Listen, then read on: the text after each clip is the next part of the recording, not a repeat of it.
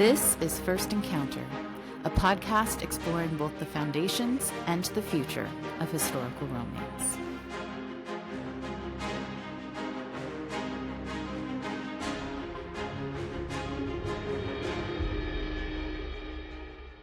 Hello, everyone, and welcome to First Encounter. I am Andie James, a historical romance enthusiast and author. And I'm really excited because this is our first bonus episode. This is kind of outside our normal structure because this is neither an author interview or a deep dive into a book, but it was totally worth it because I am joined today by Emily and Kelsey.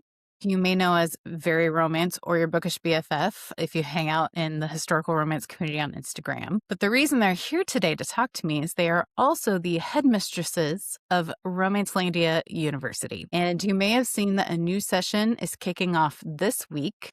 It started on Monday, but you can still join now. And I have, since I started this podcast, I've had the idea to talk with Emily and Kelsey because I just love this project. I think it's fantastic. I love that you're doing this because we need all the attention on historical romance that we can get. So thank you so much for joining me today. We're so happy to. We're so happy you're doing this podcast for the exact same reason. Historical romance deserves all the love. It does. It does indeed. Well, I obviously want to talk about Romancelandia University because that's kind of why I gathered you here. I want to talk about history, why it formed, all those things, as well as this new session and goals and how it's evolving and changing. But before we dig into that, I just wanted to know how each of you got into reading historical romance in the first place. Is this something you've read since you were 11, like some people? Is this newer? How did this come about for all of you? Either of you can start. I think Kelsey should start because she's had a bookstagram longer. Man, and I was just going to say Emily should start because she read more historical romance before I did. Your playbook journey started before I discovered romance. I made a bookstagram in the first place, in part because of interactions I was having with Kelsey. This is historical romance really brought us together. But yes, I only started reading romance as a genre in like 2021, 2022, sometime there. Like so many people, I feel like during those pandemic days. So many of us, yeah. And it took me a while to get from, the kind of intro starter pack of romance that, you find on the front-facing shelves at your local bookstore to like really discovering historical romance. I do remember early on Claire, Unsuccessful Book Club, sharing Tessa Dare, and it was Scotty Row November. That was the reason I first read some historical romance, and I read Tessa Dare, Scott Ties the Knot, which is just still a favorite. That was just such a joyful read.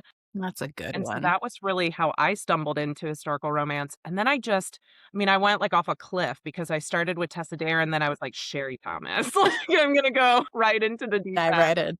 Yeah. Oh, yeah. I'm talking with Seth soon about how he started with Sherry Thomas. So, Oh, I love that. It's been cool to see his journey. Seeing people come to Sherry just makes me so happy. And that's how Emily and I connected because she was in my comments about the Fitzhughs. It was a rough time. I was a huge Ravishing the Heirs fan. And yes, this is, Emily's original trauma right here.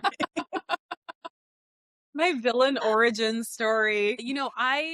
I always said that my first historical romance that I ever read was Again the Magic, but that's actually false because a few months before I read Again the Magic, I was in like I was on a different path, reading wise.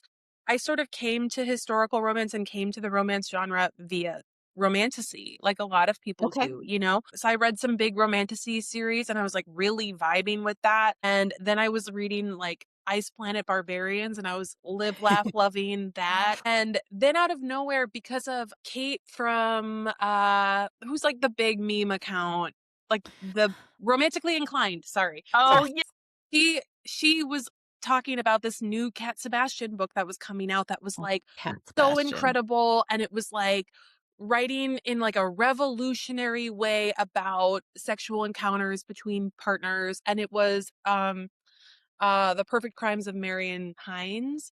And I read that was this was my first historical romance that I ever, Marion Hayes, excuse me, Marion. That was my first historical romance that I ever read, actually. And I really loved it, but I Aw. didn't dive deep. I kind of went back into like, aliens for a while after that. But she was right. Like that was a amazing book. And then I saw Yulin Quang, Mhm. who wrote the she's writing in her own. I keep thinking of her as a screenwriter for Emily Henry's books, but she's writing in her own stories. Yeah. But she had just posted a picture of a table at the Ripped Bodice and said, like, it showed again the magic, and she was like, this is my favorite book, parentheses, second chance historical romance category. And I was about to go on vacation and I downloaded that from Hoopla and I read it in the native Hoopla app, and it was like I stayed up all night.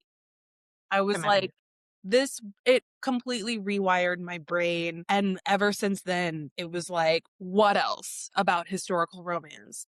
And then I don't know how I Yeah. found the Fitzhugh series, but I was reading the Fitzhugh series from Sherry Thomas, and I went online and I saw that like Claire from Unsuccessful Book Club had recently read it, and Kelsey was currently reading it. And I was brave, and I got in everybody's comments and their DMs, and Kelsey was so nice to come and talk to me. But I was like, look, I read Ravishing the Heiress in like under a day. I listened to it on audio. I basically just sat staring at a wall, like holding back tears for the entire time. I actively had a tummy ache the whole time. My husband repeatedly asked me if I just wanted to, like, maybe not read it. Terry Thomas will do that to you. And we've been friends ever since. I love it. I love It's it. truly still remember you like covertly started a Bookstagram. So she originally did not have a Bookstagram account. We were chatting about the Fitzhughs. I knew like Ravishing the Heiress had really effed her up. And I still remember she made a Bookstagram account and then, like weeks, months later, comments about, our guy from Ravishing the Heiress. And I was like, I literally went to her DMs like, you're Emily Newberry. I know who you are because I know that you're this. There's only so one great. chick who's this crazy about this book. There's only one person who I know is this effed up about Ravishing the Heiress. It did mess me up. Yeah. Well, I mean, lavender and a dormouse. What can you say? I just, I don't know.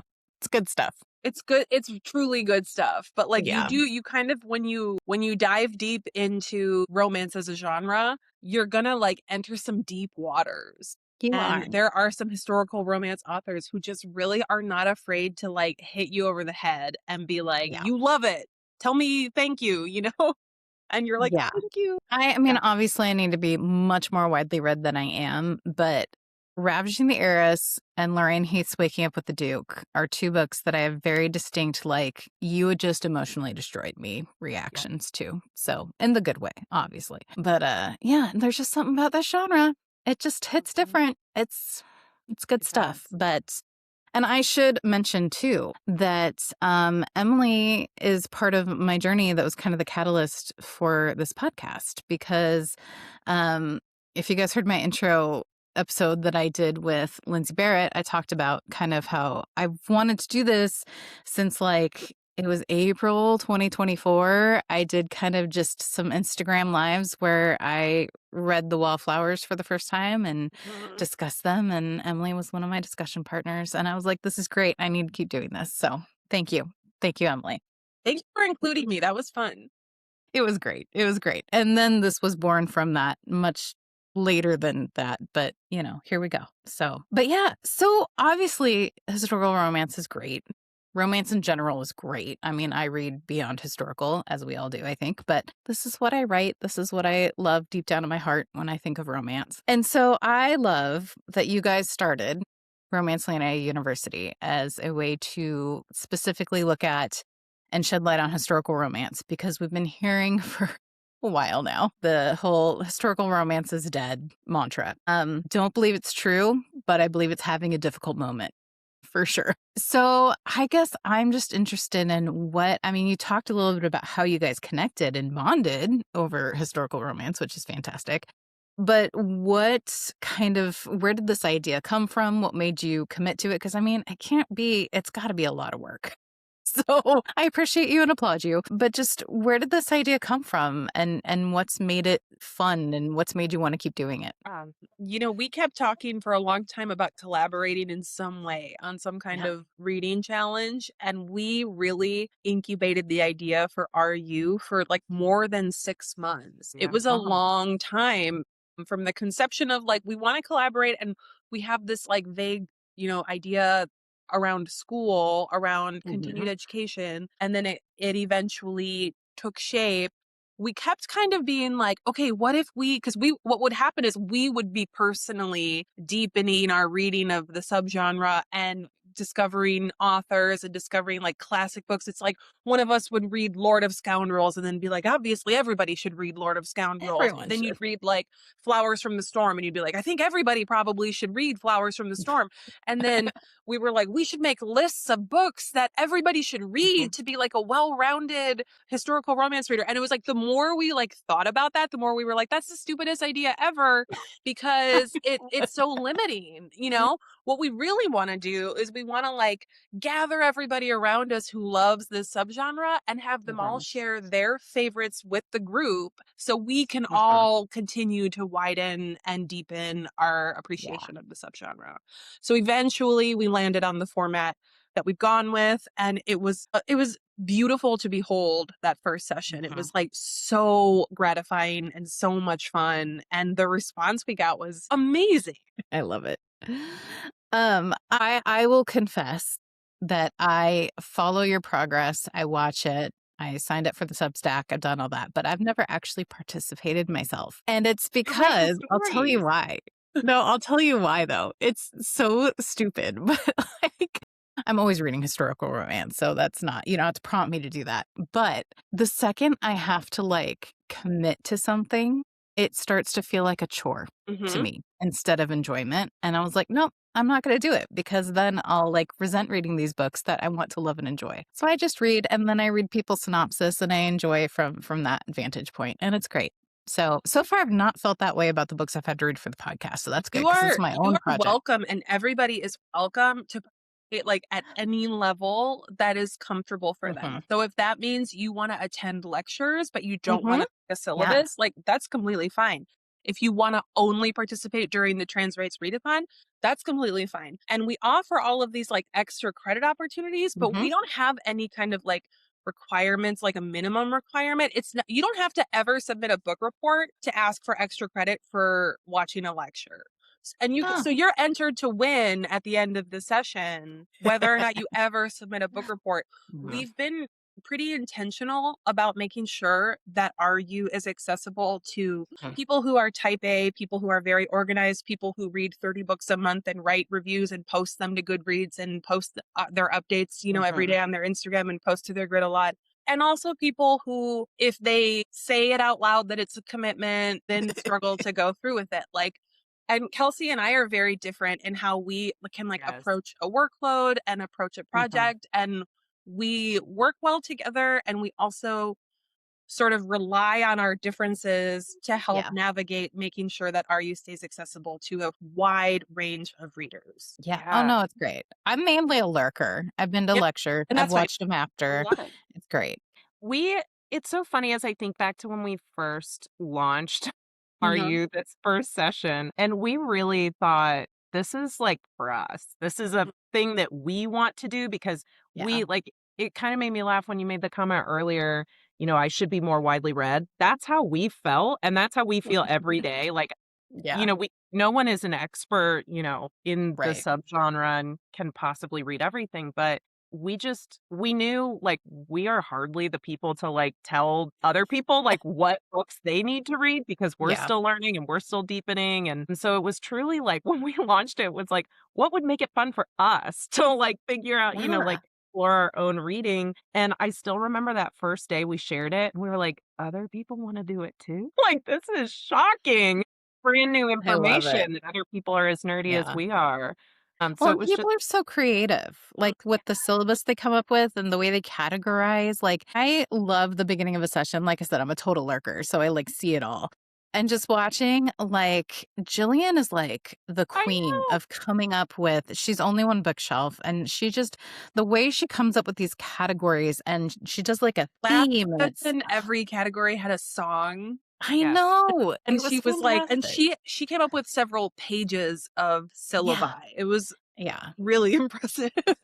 Jillian is also a great example of like, every session we're thinking like to Emily's point on like how to make it more accessible, how to like Mhm. make it so that every style of reader gets something out of it. And Jillian is really good. We have so many people that just, they're just reading what they want to read and they're, Yeah. finding connections between those things. Jillian, our scientist, she maps out a syllabus and she reads every single book on that, and she Yep. goes through her like she is Straight A diligent. student.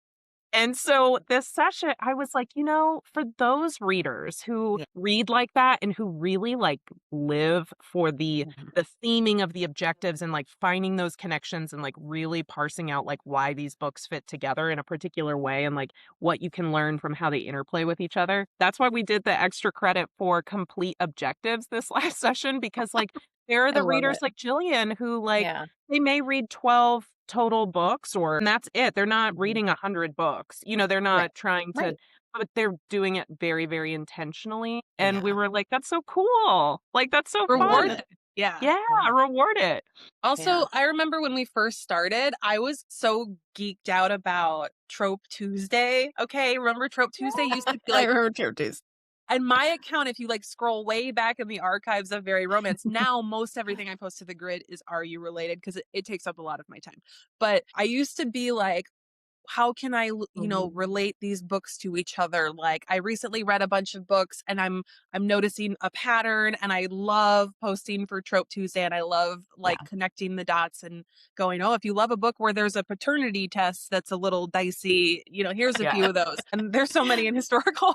Um, Yeah. but like, Weird birthmarks. yeah, Ooh, somebody weird needs to do that for birthmarks, an objective. shaved Yeah. beards. These are the same as DNA tests, apparently. But we were so excited about this idea. I was like, people are going to have so much ideas.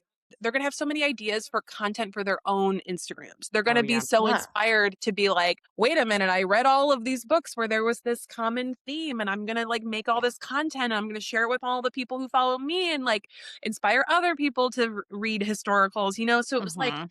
I was so obsessed It's with this so Trope fun. Tuesday connection. So that's why at the end of the first session, we had everybody do their capstone project where it was like 10 points extra credit, just recap, lay it all out there. What did you get out of the session? What did you read? What were your favorite parts of it? Mhm. And since then, we have occasionally forgotten to assign this or been really tired and like been like, oh wait, we didn't tell people to do the capstone. But there are some folks who always do it anyway, We and we do it. love Yeah. that. And then we also in the first session we had Meg do a great lecture with us about mapping out on a timeline, like Mhm. when in history books are taking place. Yeah. And we have students who forever and ever after that Yep. are consistently posting to their own grid a timeline of their recent reads. And it's like so special to us. It's It's fun. so fun. It's fun. I don't know. Well, and I gotta say, as an author who is pretty small time, like when I see one of my books on someone's syllabus, that is like the biggest thrill of, like, I can't even tell you. I'm just like, yay! So it makes a difference. Yeah. I was so Great. excited. I know Ashley Reads Anything was Mhm. going straight through your backlist in a recent RU session. I can't remember if it was this last session or the one before. Yeah. But yeah, like being able to celebrate indie authors in this space and being able to, because I am constantly learning about new authors and titles. Mhm. Again, Jillian, you're going to get a lot of love on this episode because she finds the most obscure books and Mm. she'll DM like, oh, I found like a 60s sapphic NASA romance. I'm like, where? Where'd you find it? Like, Where did you get this? No, Yeah. she finds books at the thrift store that have like beautiful embossed original clinched covers yes. and like are not in digital format. Like she is Our the queen of finding like books where it's like if you don't have this book in your hand, you cannot read this book. Like she's the queen of that. We have I so love she it. many people in the community though who are like world class book thrifters. Oh, Yes. yeah. and who just like really know how to like work the secondhand book circuit. And it's really cool. I just feel like we're in the company of brilliant experts in multiple Yeah. areas, some of them related to reading and romance, others not at all related, but also definitely related. Like when Debbie Gale Mitchell did her Yeah. smog lecture with us, That's and when fantastic. Jillian did her virology lecture with us, and when Shavi talked to us about colonialism and historical romance. And it's like we have people with doctorates sharing their time and knowledge with us. And I feel like it's so validating as a romance reader because the world is always kind of Yeah. like poo-pooing romance, but we know that we're like surrounded by brilliant minds and that this is a genre that draws in like thinkers, it feels really validating to create a soft place for like brilliant people to mingle and talk about their favorite books. And then people who are like, oh, I don't think I would ever get a doctorate in virology, but like I'm friends with somebody who did that and we read the same stuff, and that somehow like brings me, like I'm not reading the easiest books, I'm reading something that is So smart. it's fun to see people's expertise. Like, I am friends with in a writing group with Heather, who is Deep Read Bell, who is like an expert on scents. And so we're always asking her questions in our group and pestering her to be like, what would this person wear? And is this an accurate description? And, it's just, it's so fun. Like, the expertise astounds me that people have. And I feel so much cooler for knowing all of you because it's just wild that I get to say in my day-to-day life all the time, like, oh yeah, like my friend who is an expert in perfumes was telling me that, like Yeah. my friend who wrote a book on spectroscopy, she was saying that, it's like, oh yeah, Yeah. I'm sorry, I meant all these people reading romance. And it's just like Emily's point of like, we've been knowing like smart people read romance. And so it feels so natural to have all these people in this space. And I love it. It makes me so excited to see every session we learn from new people. We get new people who join and bring their own hobbies, skills, talents, PhDs. Like it's Yeah. incredible. It's really something. It's just such a fun community to be part of. And I love that you found a way to kind of bring it together and harness it. And I will move on to that in a second. But I feel like we're getting ahead of ourselves a little because we kind of just got crazy. And that's my fault for not steering the conversation. But we talked about syllabi and extra credit and all these things. But let's just, for those of you who may not be as familiar with Romancelandia University, can you talk a little bit about how this is structured and how people can participate at the different levels you were talking about? So, if I want to participate in this new session, what does that mean? What can I do? Well, you are participating in the session the moment you share a syllabus and tag us. I always tell people that there's no formal sign up required. I add you to the gradebook the moment you share a syllabus and tag it in stories.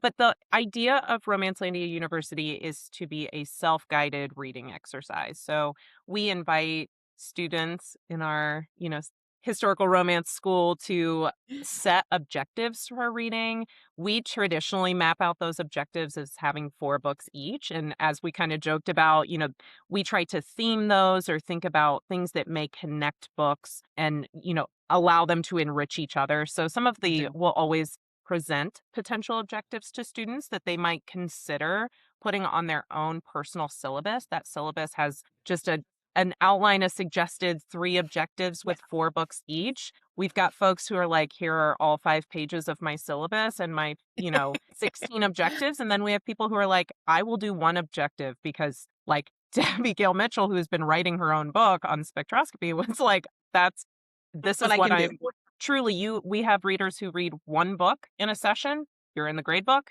Readers who truly read 60 to 70 books in a session. I mean, it's remarkable, some of the reading that's accomplished during an RU session, but it's 12 weeks self-guided. We will provide as many opportunities for kind of creative inspiration, ideas, and connections for books that may be ones that you want to add to your own TBR, to your own syllabus. And then throughout the session, we have opportunities to just kind of deepen the conversation around historical romance. So we do recorded lectures. These have been with members of our own community on special topics that can relate to historical romance. Like we mentioned in our first session, we did sessions about virology in historical romance, literally air quality in historical romance, That was specifically so in fun. London with, Yeah. our spectroscopy expert. We've done Yeah. sessions on with authors talking about their new releases. We love being able to celebrate new releases that happen during a session. And so we've had an opportunity to invite authors like TJ Alexander and Alexandra Vosti and just a number, Elizabeth Everett and Mimi Matthews, and so many authors to talk about their new releases and their work. And we provide various extra credit opportunities. So truly it's a choose your own adventure school. You can read as Yeah. much as you want, as little as you want. You can, review and, write a book report for every single book that you complete. And maybe that's just too much of a lift and you just want to, like, as you said, lurk and see what everybody else is reading, hop on a few lectures, join the trans rights readathon, things like that. We try to use this as an opportunity to uplift other challenges that are going on in the reading community outside our little corner. But it's truly, for us, the most important thing for us is that it's easy to join. We want it to always feel low barrier to entry for folks. Yeah. And that there's no sense of like, no gatekeeping to it. Everyone can join. Everyone Yes. belongs here. Yes. There's no person, that we wouldn't invite to come and read with us because we just want it to be as open as possible. Yeah. Well, and a few hallmarks I feel like I've seen too.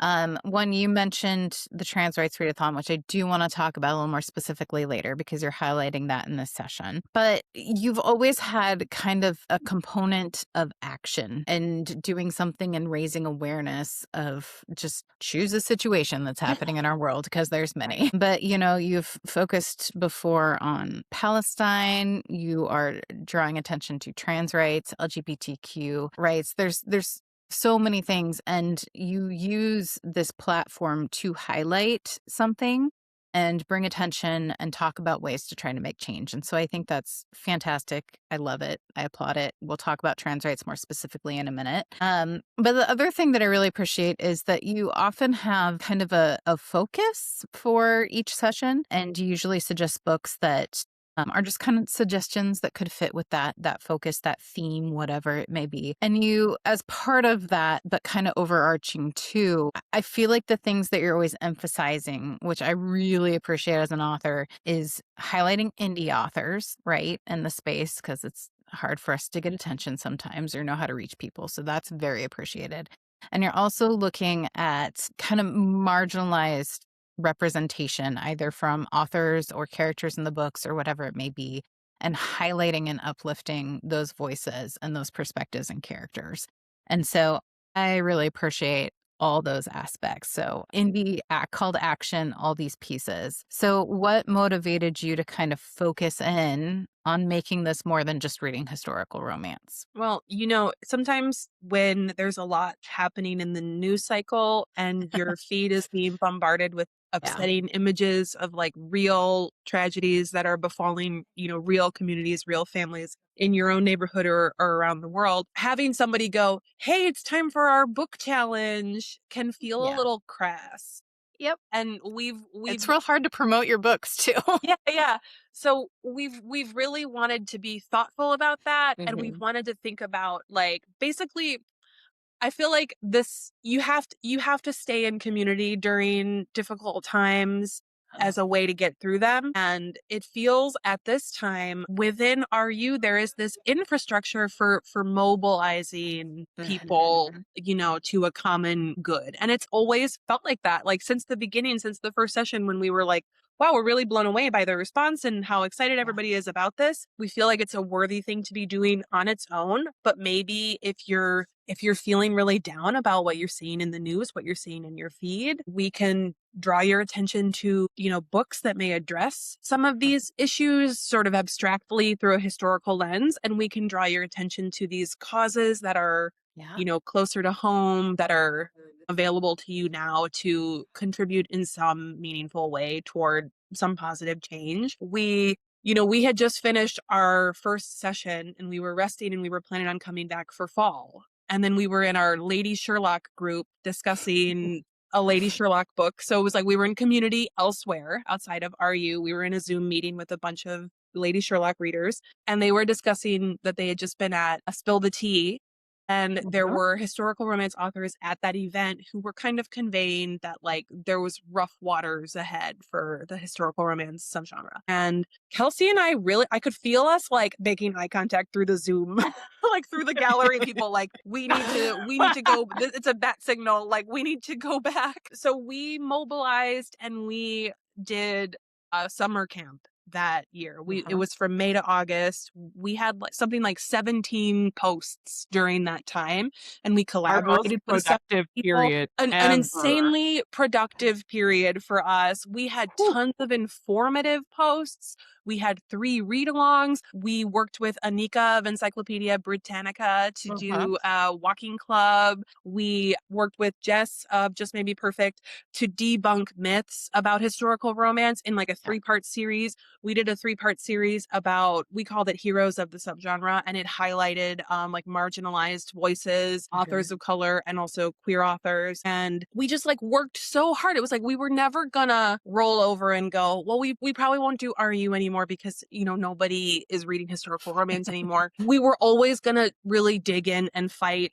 and ask the people who had so enthusiastically said, yeah, we love historical romance, to fight for it with us. And that was also when we were like, okay, this is when a lot of prominent people on social media are raising money for families in Gaza who are trying to get out. So summer camp was when we were like, we've chosen a family in Gaza that we want you to help us raise money for. And everybody really stood up and stood with us and turned out for them.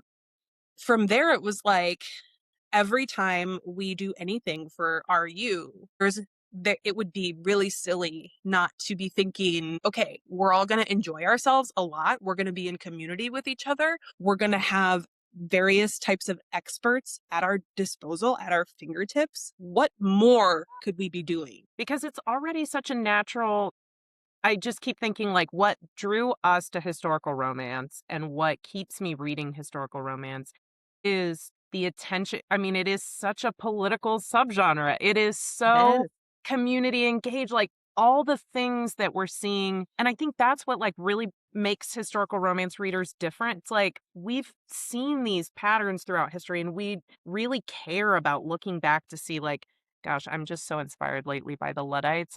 That's my current like I just have such a soft spot and hold so much inspiration for the Luddites. But like these, you know, we draw so much from historical time periods and our understanding of like how that informs us today. And so, you know, like you can't read Courtney Milan and like not want to do something, you know, like not want to make the world a different place, a better place. And I feel like, so it just has always felt so natural. Like, of course, you know, a bunch of historical romance readers are super engaged in their community and really care about the kinds of things happening because that's why we read historical romance. That's why we stay in historical romance and why these stories matter so much to us because there's so much preserved history in these stories and just, inspiration to draw from people who came before us. And it's cool. It feels so natural.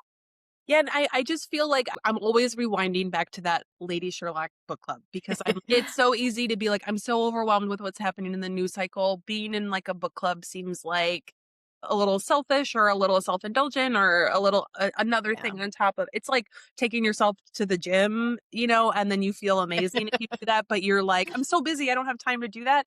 It's like staying in that community is what precipitated Kelsey and I being able to like really settle into and establish the core values of Romancelandia University. And like now we operate like from there. We are sort of like, you know, stood 10 toes down from that, from what we learned that summer camp. So it feels like an important lesson to stay with your community when times are difficult. And so bringing that sort of to now. Yes, perfect. I was just going to transition us. We didn't do a winter session. We're doing a spring session because we've spent some time going like, does everybody have any headspace? Like normally when the causes that we're working on, we're like, okay, can you donate to XYZ and we'll give you an extra credit point? And it's like, everybody is really hurting under like how expensive things are and like everything that's going on in the United States and around the world right now. So, is there some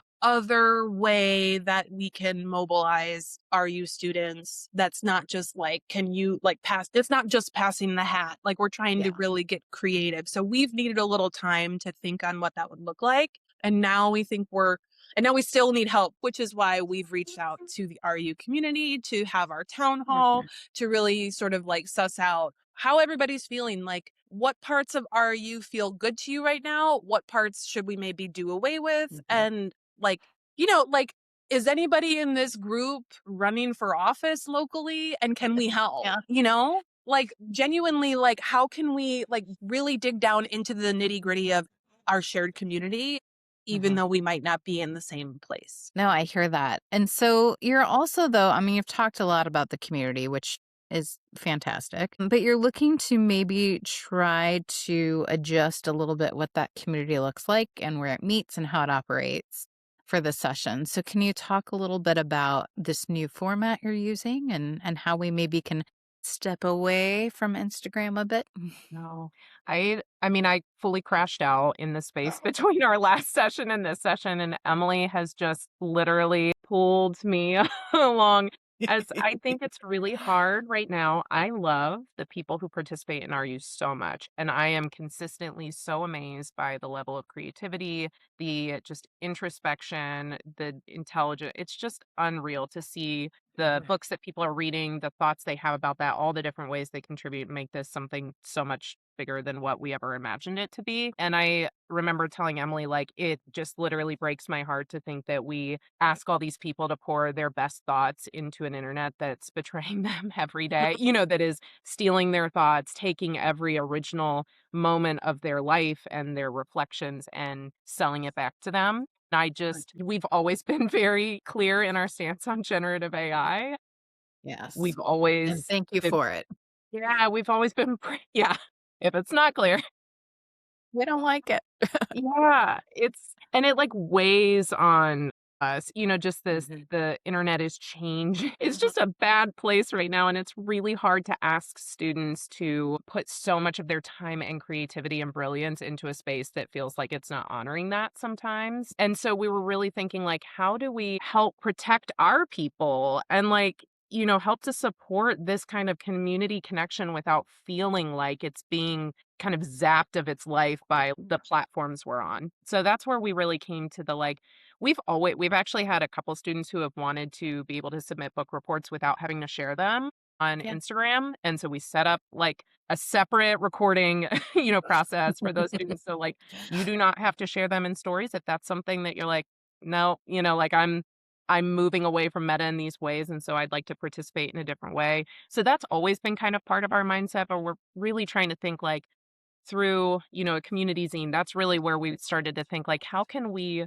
celebrate all of the ways our students and just like members of this community bring their own creativity to this space in a way that doesn't feel so Instagram dependent, meta dependent, in a way that we can better protect it from scraping, that we can better, I mean, we have spent the intervening time. Emily is becoming an expert in nightshade and like AI poisoning and like trying to do whatever we can to just protect that work and that output because we're both creatives and just really hate the idea of people being taken advantage of in a space that means so much to us. So that was a lot of that. And then just also the heaviness of everything that's happening right now. And like to Emily's point, how do we encourage people? We've always had a community focus. How do we bring the community focus into an era where a lot of people do not have an extra dime to like, give to something. And we get that, we feel that. And like, how do we also help people feel more connected into their local and global communities in ways that they feel they can take direct action?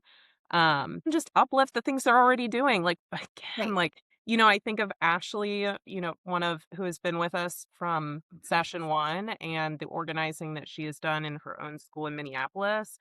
Yeah. And it's like, those are the people that we just want to find a way, like, how do we pour into them? Like, how do we help lift up their work that they're already doing. Yeah. Well, and that's, I think, part of, I mean, correct me if I'm wrong here, but that's where you've always uplifted the trans rights readathon because it's fantastic. But that's something that can be a focus of the session as well. So, what that is for people who may not know is it's a 2-week period this year. It's running from March 17th to 31st. So it just started yesterday, so you can still participate. And it's really a 2-week focus on reading books about or by members of the trans community, and part for community, part for education of self, part for celebration. There is, an action and a donation piece if you can, but there's more to it than that. And so I think, focusing on that with all that's going on right now, targeting the trans community, we're a couple weeks out from the law in Kansas just invalidating IDs overnight. This is a way that we can put visibility on that community. We can educate ourselves. There's different pieces to being able to make a difference besides just a monetary donation. So is that part of why you're focusing? I mean, you've always focused on this, but is that part of the emphasis this year Yeah, I or think this session? typically we've done the winter session, and so the Trans Mhm. Rights Readathon has occurred in all of our beginning of the year sessions. This will be the third. But in our past winter sessions, it was kind of like in the middle or towards the Mhm. end. And now we've just kicked off this session at the Yeah. beginning of the Trans Rights Readathon. So it's great opportunity to have some emphasis there. Also, for the last few sessions, we've offered double points on books that are or that are about queer folks falling in love, or that are by and about BIPOC people falling in love. So, to that end, this is a way to encourage people to be extra thoughtful about the syllabus that they make for themselves. And we have a few members of the community. Aster comes to mind right away. He is a wealth of, he's an author in his own right now. So Aster is releasing a book soon, and his pen name Yeah. is Alex Niku, if we're saying that right. And he is a wealth of knowledge on particularly sapphic romances. He's always like your go-to when you need sapphic romance recommendations for historicals. And he also digs deeper back in time. So the thing that we always find, it's not just that there are indie authors we haven't read. That's definitely a factor. But every session, readers come with their syllabi, and we are seeing books that we have never heard of, some old, some new. They come from far and wide. Last session, somebody recommended a couple of they were like ancient Chinese sapphic tales. There was a lot of interesting gender dynamics, and they weren't traditionally published books. They were essentially fics, but they were just sort of published in a way where you have to read them like one at a time via Google Doc because it's a translation that's officially licensed but not available as just like an easy to read ebook.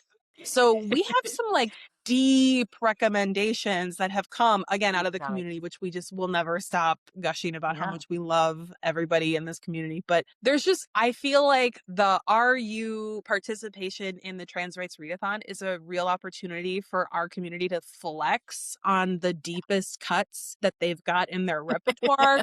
Aster has a page of something like 40 trans historical romances that we had recently shared to our RU stories, and we'll probably bring some of those books back to a post or two. It's the great thing is there's so much there. The terrible thing is I'm like, oh, I've read most of these. Is this really all there is? But what we're We doing always as a want more. community is we're creating that demand. And it's like we might be tiny, but we're really loud.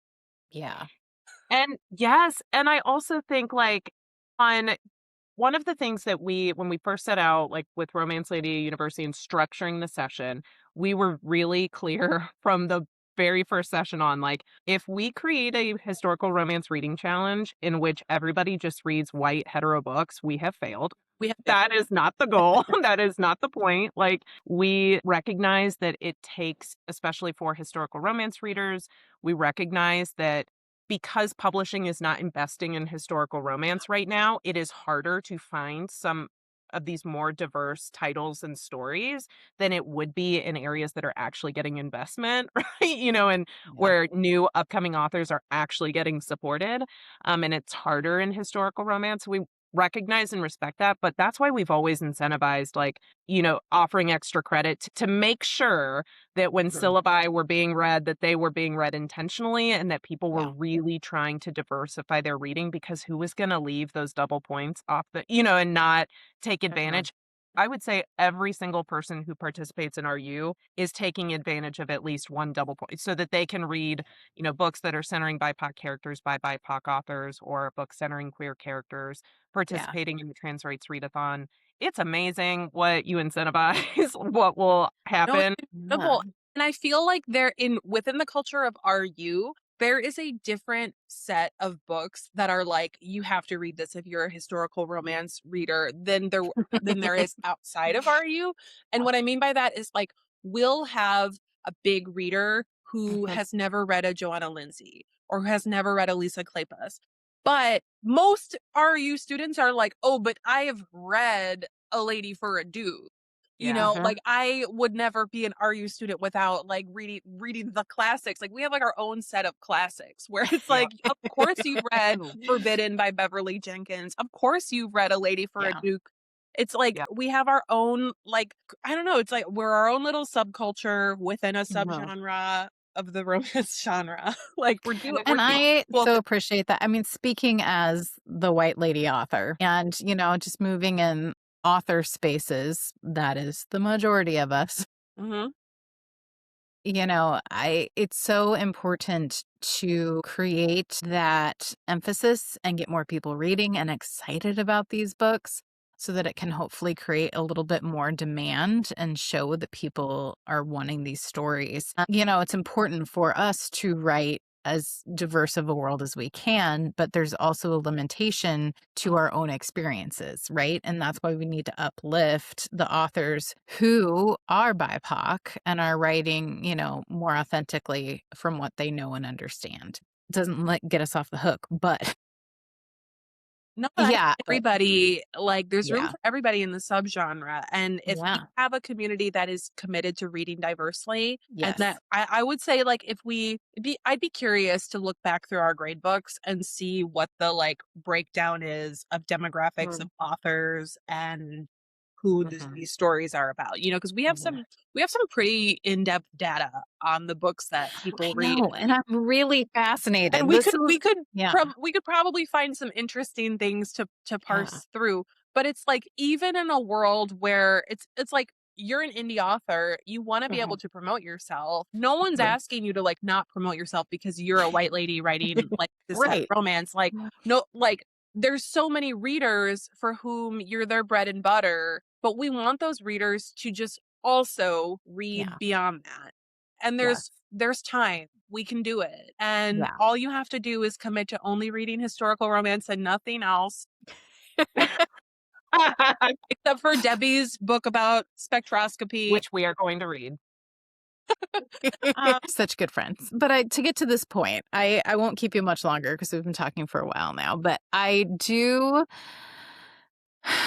am interested I know that you haven't, like, dug into the data recently, or maybe you have, but are there things that you can just kind of off the top of your head, are there trends that you've seen in tracking all of this over multiple sessions now? Like, are there favorite authors that you see people read over and over? Are there types of books? Are there topics or tropes that are, like, people's favorites?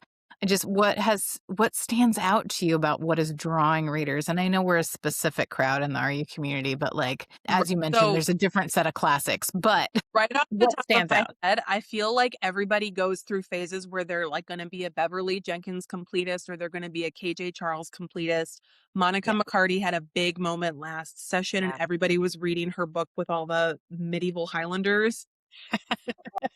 I know, like, all the titles, and because I've written them in the grade book. You had to type them so many times.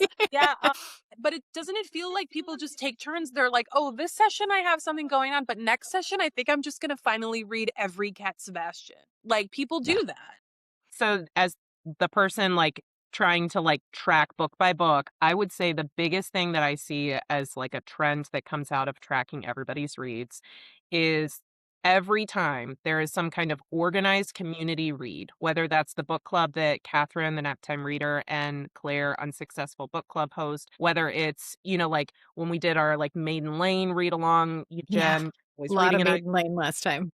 yeah, like any time when Heather did her Maiden Lane, week celebration, anytime there is this like intentional small group effort to say like, we're going to read this book together or this series together, it's like it blows up. And that's where I do feel like, it's the back to the basics for publishing of like book clubs. Make Book club. every time communities connect with each other and human beings talk to each other and share an experience together, it's just like it exponentially builds on that. And so it's really cool because every single session, our most read book has come out of one of those group reads, Yeah. one of those like intentional book club reads. I remember Catherine and Claire did Las Leonas. And so those were our most read books that session. It's so cool to me to And see. those books are awesome. Like they feature reproductive health. They feature Latinas in Yep. Europe. They feature like a sapphic love story. Like there's so much badassery in that series. To have those skyrocket to the top of our most read for the session is so exciting. That's I'm so fantastic. happy for the readers that they all got to enjoy that. And also Claire and Catherine made these incredible like historical deep dive posts for each of the For that books series. that were they were so exciting. Every time they had one of those release, I was like, yes, this is the Oh best yeah. post of the week.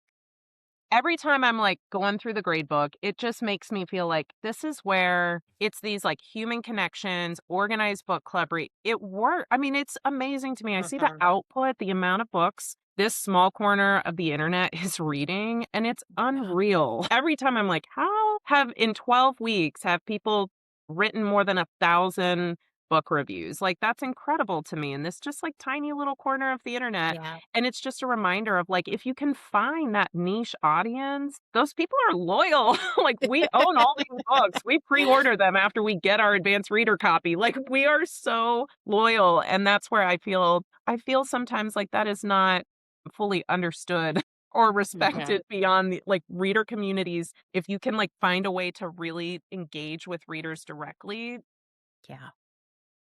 they'll read. Yeah. Well, in this, the landscape, I guess, is shifting some. Kelsey and I were just chatting for a minute before we started recording here about how just between your last sessions, things have changed. Like the Harlequin historical line announced their closing. That's not happening for a bit still. I think September 2027 is their last release. I mean, that's just a mainstay of that. I mean, that's just heartbreaking to me. Things are changing a lot. And we see that traditional publishing just isn't picking up a lot of new books or ending contracts with current authors. And so it is shifting a lot more to indie, smaller presses or self-publishing. And the challenge then is going to be, how do you spread the word about what you're doing and help discoverability? And I think this community can help with that, because you do see people that bring in like, oh, I found this person and I'm sharing my book report on them, and then it might influence someone else to read that book. And so it's really something that I, as an indie author, appreciate. And the Harlequin line, I mean, that is devastating because I also think as we were always collecting new releases to share with our like students who are participating in each session, I have always appreciated Harlequin for their real people covers Yeah. that I were very clearly not AI. Like when you are we have been so intentional in trying not to platform AI when we at all can. Thank you. It's so hard to It's suss hard. out. And so every time I looked at a series of new releases and I would go through those Harlequins, I was like, they are hiring models. They are paying people like, heck yes. Like they don't get enough props for how much they have done. Like Yeah. in just preserving a cover art, So that is devastating to lose because they were really the last that was truly doing like actual cover models for things like that. And then championing diverse, I mean, that is where so many authors got their start, is in a Harlequin line. Like starting in category romance. That's where like Courtney Milan and the others who like started in Harlequin. A Jean lot of Lynn, it. it's hard to Well, lose. Harlequin historicals have 8 titles coming out this year. Yes. They've got like 4 next year. I know that because Andie James made a wonderful Instagram He post, did. laying that out for us. So I do think it matters if, historical romance readers uplift those new releases as they make And their we know way Pam's to going to us. read them and talk about them. And the thing I'm realizing too is like this year is like, so it was winter of 24 when we oh, hello, cat. It was winter of 24 when we kind of got wind that like things were shifting for historical romance. But last year we had a ton of historical trad releases. And this year there are way fewer. I can think of Scandal of the Summer coming in June from Alex Vasti. And I can't really think of many more than that. And I know we have some cool indie stuff coming our way. We always have cool indie stuff coming our way. And that is such a gift. But it hurts that we don't, as readers, have as many opportunities to like help an author have a successful pre-order campaign and show their publisher how adored those books are. Those opportunities are just kind of drying up. Yeah.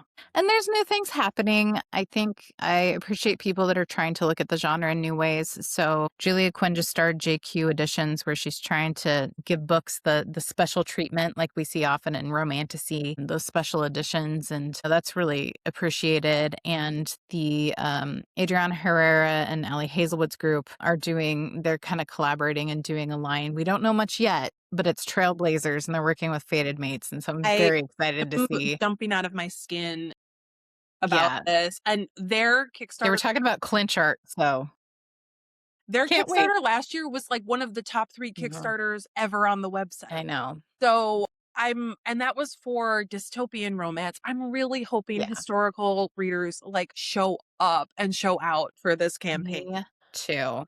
Me too. And I do appreciate Julia Quinn for like, I have to be honest and say I haven't loved every cover that's come out for a Julia Quinn edition, but I am deeply appreciative that such a huge name, somebody who has that like TV recognition, is drawing attention to her weight. Real heavy hitters of the subgenre who really do deserve some like fresh like influx of sales. Yes, for sure. Well, thank you both so much.